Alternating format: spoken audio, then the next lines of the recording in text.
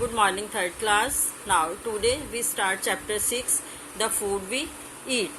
Means the food we eat. हम जो खाना खाते हैं, जो भोजन हम खाते हैं, ठीक है, वो हमारे कंट्री में किस तरह से किस किस एरिया में कैसे होता है, उसके बारे में हम सारा ये डिस्कस करेंगे. As you know, India is a big country. जैसे आप सब जानते हो कि इंडिया बहुत बड़ा कंट्री है, ठीक है. It has different types of soils and climate. अभी मैंने आपको पीछे थर्ड चैप्टर में भी आपको पढ़ाया था. डिफरेंट फिजिकल डिविजन्स हमने पढ़े थे, जैसे northern plains, northern mountains, desert areas, coastal areas, ये सारा हमने डिस्कस किया था ना. तो सेम चीज़ है कि जिस तरह से अलग अलग हमारे जो फिजिकल डिविजन्स थे, उसी के अकॉर्डिंग हमारी उस एरिया की जो सॉइल होती है और वहाँ की जो क्लाइमेट होती है, तो उसी के अकॉर्डिंग हमारी क्या होती हैं क्रॉप्स. हमारी जो कल्टीवेशन होती है, हमारी जो खेती होती है, जो फार्मिंग होती है, वो किस पे डिपेंड करती है, हमारी वेदर कंडीशंस पे और वहाँ की सॉइल पे. जैसी सॉइल होगी उसके अकॉर्डिंग ही हम वहाँ पे खेती कर सकती हैं, ठीक है.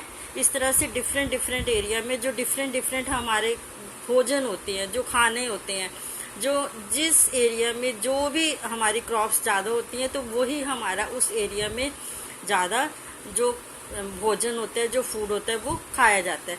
जैसे फूड ग्रेन्स. अब फूड ग्रेन्स हम पढ़ने तो हमें क्या पता है कि हमारे इधर नॉर्थ इंडिया में सबसे ज़्यादा क्या होती है, वीट.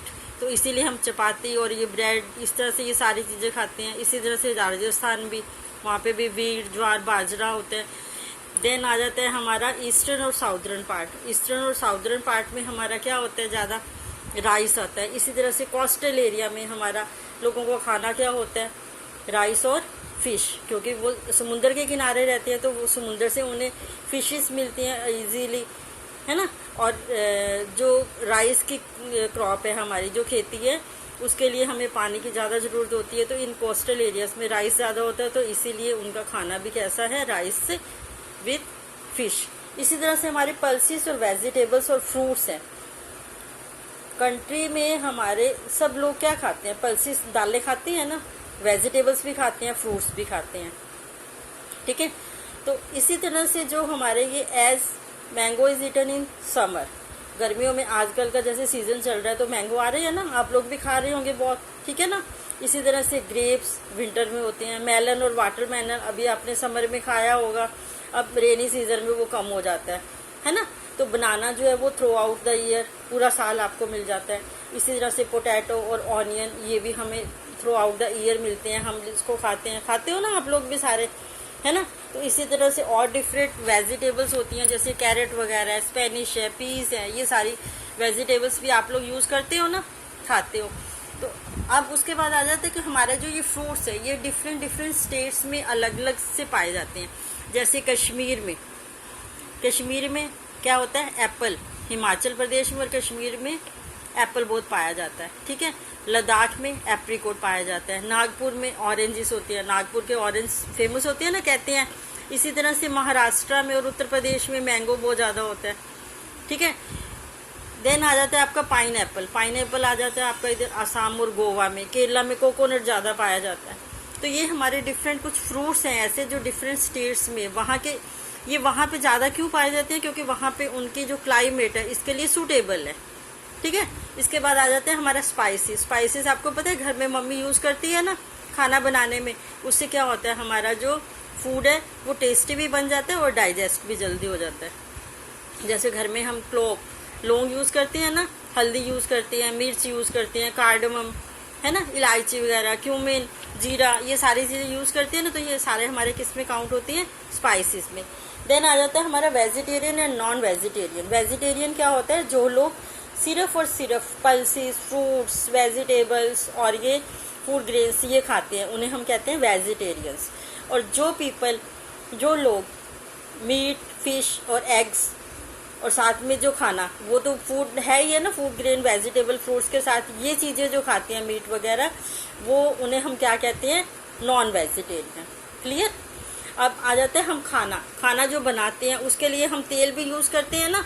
तो वो डिफरेंट तेल हमारा कौन सी चीज़ों से बन जाता है, ग्राउंडनट का होता है ना, सीसम, सनफ्लावर का, कोकोनट का, ये सारे ऑयल हम यूज़ करते हैं ना, यूज़ अपना खाना बनाने के लिए, कुकिंग के लिए यूज़ करते हैं. उसके बाद आता है हमारा स्पेशल डिश. क्या होती है, जैसे बंगाल की रसगुल्ला, है ना, ये एक एग्जाम्पल है। इसी तरह से लोग स्वीट्स खाते हैं। अब घर में मम्मी बनाती होगी ना, देखो कस्टर्ड भी बनाते हैं, खीर भी बनाते हैं, किसी को अच्छा लगता है।